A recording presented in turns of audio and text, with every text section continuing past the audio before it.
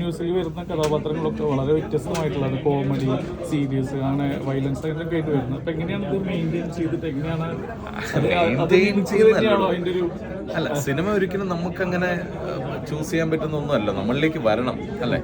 ഞാൻ അങ്ങനെ വിശ്വസിക്കുന്ന ഒരാളാണ്. നമുക്ക് ഒരിക്കലും ഞാൻ വിചാരിച്ചിട്ട് എനിക്കൊരു നല്ല ക്യാരക്ടർ, ഒരു നല്ല സിനിമയുടെ ഭാഗമാകാൻ പറ്റില്ലല്ലോ. ഒരാളത് എഴുതും, ഒരു റൈറ്റർ അത് എഴുതുമ്പം ഇത് ഷാജോണിനെ കൊണ്ട് ജയിച്ചാൽ കുഴപ്പമുണ്ടാവില്ല എന്ന് അദ്ദേഹത്തിന് അത് തോന്നണം, അത് ഡയറക്ടറിന് തോന്നണം, അത് പ്രൊഡ്യൂസർ സമ്മതിക്കണം. ഇതിനൊക്കെ ഒരുപാട് കാര്യങ്ങളുണ്ടല്ലോ. അത് കഴിഞ്ഞിട്ടായിരിക്കാം നമ്മളിലോട്ട് വരുന്നത്. അപ്പം അങ്ങനെ വ്യത്യസ്തങ്ങളായ ക്യാരക്ടർ വരണേ എന്നുള്ളതാണ് പ്രാർത്ഥന. അതല്ലാതെ ഞാനായിട്ടൊന്നും പ്ലാൻ ചെയ്ത് അങ്ങനെ ചെയ്യുന്നതല്ലത്. അതെല്ലാം ഇങ്ങനെ ദൈവാനുഗ്രഹിച്ച് ഇങ്ങനെ വരുന്നതാണ്. അതെല്ലാം വരുമ്പോൾ നമ്മുടെ കഴിവിനനുസരിച്ച് നന്നാക്കാൻ ശ്രമിക്കുന്നു. ഒരു പടം സംവിധാനം ചെയ്യാനുള്ള പ്ലാൻ ഉണ്ടോ? തീർച്ചയായിട്ടും. നമുക്കറിയാലോ, നമ്മുടെ ഇഷ്ടപ്പെടുന്നത് സിനിമയാണ്. അപ്പോൾ അതുകൊണ്ട് തന്നെ സിനിമയ്ക്ക് വേണ്ടി എന്തൊക്കെ ചെയ്യാൻ പറ്റുമോ നമ്മുടെ കഴിവിനനുസരിച്ചൊക്കെ ചെയ്യാമെന്നുള്ളതാണ്. ജോണർ ഏതായിരിക്കും? കോമഡിയാണോ? ഇല്ല, 2-3 പരിപാടികൾ ഇങ്ങനെ പ്ലാൻ ചെയ്ത് വെച്ചിട്ടുണ്ട്. ഞാൻ 1-2 സംവിധായകർക്ക് വേണ്ടി എഴുതുന്നുണ്ട്. അപ്പോൾ അതിൻ്റെ എഴുത്ത് എല്ലാം കഴിഞ്ഞിരിക്കുകയാണ്. അപ്പോൾ അതൊരു ഫൈനൽ സ്റ്റേജിലാണ്. പിന്നെ ഒരു സിനിമ അടുത്തൊരെണ്ണം ഡയറക്റ്റ് ചെയ്യണമെന്ന് വിചാരിക്കുന്നു. അപ്പോൾ അതിൻ്റെ എഴുത്ത് നടന്നുകൊണ്ടിരിക്കുകയാണ്. എഴുതുന്ന സിനിമയ്ക്കകത്ത് ചേട്ടൻ അഭിനയിക്കുന്നുണ്ട്? ഇല്ല, എനിക്ക് അങ്ങനെ നിർബന്ധമൊന്നുമില്ല. അപ്പോൾ ഞാൻ എനിക്ക് വേണ്ടിയിട്ടെന്ന് പറഞ്ഞ് അങ്ങനെ എഴുതുന്നില്ല. അപ്പോൾ ആ സംവിധായകൻ നമ്മളോട് പറയുകയും മാത്രമേ നമ്മൾ ചെയ്യുക എന്നുള്ളതേ ഉള്ളൂ. സത്യം പറഞ്ഞു കഴിഞ്ഞാൽ ഞാൻ എഴുതുന്ന സിനിമകളിൽ അഭിനയിക്കാതിരിക്കാനാണ് എനിക്ക് കൂടുതൽ ഇഷ്ടം. ഇപ്പം ഞാൻ ഫസ്റ്റ് ഡയറക്റ്റ് ചെയ്ത ബ്രദേഴ്സ് ഡേയിൽ തന്നെ രാജു എന്നോട് നിർബന്ധിച്ചിരുന്ന ഒരു ക്യാരക്ടർ ചെയ്യണമെന്ന്. അപ്പം ഞാൻ രാജുവിനോട് കാര്യം നമുക്കത് രണ്ടും കൂടെ പറ്റില്ല എന്നൊക്കെ പറഞ്ഞിട്ടാണ് ആ ക്യാരക്ടറാണ് നസീർക്ക് ആ സിനിമയിൽ ചെയ്തു കൊണ്ട് നസീർക്കയിൽ. അപ്പം അങ്ങനെയാണ് എൻ്റെ ആഗ്രഹം. പിന്നെ സിനിമയല്ല, ഒന്നും പറയാൻ പറ്റില്ല, ഇതിങ്ങനെ മാറി മറിഞ്ഞ് വന്നോണ്ടിരിക്കണം. ഈ അമർ അക്ബർ ആന്റണിയിൽ വെള്ളം വെള്ളിയാണ് വേഷം. ഈ ഒരു സിനിമയ്ക്കകത്തും വെള്ളം വെള്ളിയും കാണുന്നുണ്ട്. അപ്പൊ അത്രയും ഒരു അല്ലല്ല, അമർ അക്ബർ ആന്റണിയിൽ അത് വെള്ളം വെള്ളിട്ടത് പുള്ളി ആംബുലൻസ് ഡ്രൈവർ ആയതുകൊണ്ടാണ്. ഇതിൽ ഇദ്ദേഹം ഒരു പൊളിറ്റീഷ്യനാണ്, ശിവദാസ് എന്ന് പറഞ്ഞൊരു ക്യാരക്ടർ. അതുകൊണ്ടാണ് ഒരു കാര്യം കൂടി ചോദിച്ചിട്ട്, അതായത് ഇന്നലെ റൊമാൻസ് ഇറങ്ങി 21-ാം തീയതി ചാട്ടുള്ളി ഇറങ്ങുമ്പോൾ ഇനി വരാനുള്ള പ്രൊജക്ട് ഏതൊക്കെയാണ്? ഇനിയിപ്പം ചേട്ടാ നമസ്കാരം.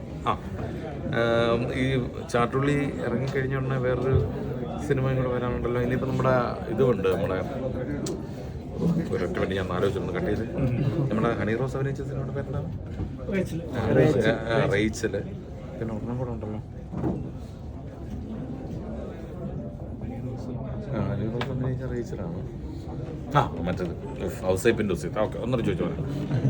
അതപ്പോ ഇന്നലെ റൊമാൻസ് ഇറങ്ങി 21-ാം തീയതി ചാട്ടുള്ളി ഇറങ്ങുന്നു, ഇനി വരാനുള്ള അപ്ഡേഷൻ ഏതൊക്കെയാണ്? ഇനിയിപ്പം ഔസേപ്പിന്റെ ഉസൈത്ത് എന്ന് പറഞ്ഞൊരു പടമുണ്ട്. അത് നമ്മുടെ വിജയരാമൻ ചേട്ടനും നമ്മുടെ ദിലീഷ് പോത്തനും ഞാനുമാണ്, ഞങ്ങൾ 3 പേരാണ് പ്രധാന കഥാപാത്രങ്ങൾ ചെയ്തിട്ടുള്ളത്. അതും ഈ മാർച്ചിൽ തന്നെയാണ് റിലീസ് ചെയ്യാനുള്ളത്. അപ്പോൾ അതിനുശേഷമുള്ളത് റേച്ചലാണ് റിലീസ് ചെയ്യാനുള്ള പടം. നമ്മുടെ ഹണി റോസ് പ്രധാന വേഷത്തിൽ അഭിനയിച്ച സിനിമയാണ് റേച്ചൽ. ഇത് രണ്ടുമാണ് ഇമ്മീഡിയറ്റ് റിലീസാണ്. ഷൂട്ടിങ്ങിന് തുടങ്ങാൻ പോകുന്ന നമ്മുടെ ഒരു വിനീത് ശ്രീനിവാസന്റെ ഒരു സിനിമയാണ്. അപ്പോൾ അത് കുറച്ച് വലിയ സിനിമയാണ്. അതെ, ഡയറക്റ്റ് ചെയ്യുന്ന സിനിമയാണ് അത്. അപ്പോൾ അത് ഉടനെ തന്നെ അത് തുടങ്ങുന്നുണ്ട്. അല്ല, അതിന്റെ ബാക്കി അപ്ഡേഷനൊക്കെ അദ്ദേഹം തന്നെ തരുന്നതായിരിക്കും നല്ലത്. ഞാൻ ആ സിനിമയിൽ ഉണ്ടാകും എന്ന് വിശ്വസിക്കുന്നു. അതിന്റെ ഡിസ്കഷനൊക്കെ നടന്നുകൊണ്ടിരിക്കുന്നു. അപ്പം വിനീതേട്ട അതിന്റെ ജോണർ ക്രിഞ്ചി എന്നുള്ള ഒരു പേരിലാണ് വിനീതേട്ട പറയുന്നത്. അതിന്റെ ജോണർ മാറ്റി പിടിക്കാൻ ട്രൈ ചെയ്യുന്ന ഒരു ത്രില്ലറാന്ന് പറഞ്ഞിട്ടുണ്ടായിരുന്നു. ത്രില്ലർ തന്നെയാണോ? പക്കാ ത്രില്ലർ? അതൊരു ത്രില്ലർ മൂഡിലോടൊപ്പം ഇതുവരെ വിനീത് ചെയ്ത സിനിമകളിൽ നിന്നും വ്യത്യസ്തമായിട്ടുള്ളൊരു സിനിമയായിരിക്കും. അത് വളരെ ഇൻട്രസ്റ്റിംഗ് ആയിട്ടുള്ളൊരു സബ്ജക്റ്റാണ്. ഞാൻ കേട്ടു. കൂടുതലായിട്ട് യങ്സ്റ്റേഴ്സിനെ ഫോക്കസ് ചെയ്തിട്ടാണ് കൂടുതൽ പുതുമുഖ താരങ്ങളാണ് അതിൽ ഉണ്ടാവുന്നത് പറഞ്ഞിട്ടുണ്ടായിരുന്നു. അങ്ങനെ തന്നെയാണോ? അല്ല, അതെല്ലാം വിനീത് തന്നെ പറയും. എന്റെ അറിവ് ഇതാണ്, ഞാനതിലുണ്ട്. അതേ എനിക്ക് പറയാൻ പറ്റുള്ളൂ. ബാക്കിയൊക്കെ വിനീത് തന്നെ. വിനീതേട്ട ഇന്റർവ്യൂല് പറഞ്ഞിട്ടുണ്ടായിരുന്നു, അതുകൊണ്ടാണ് ചോദിച്ചത്.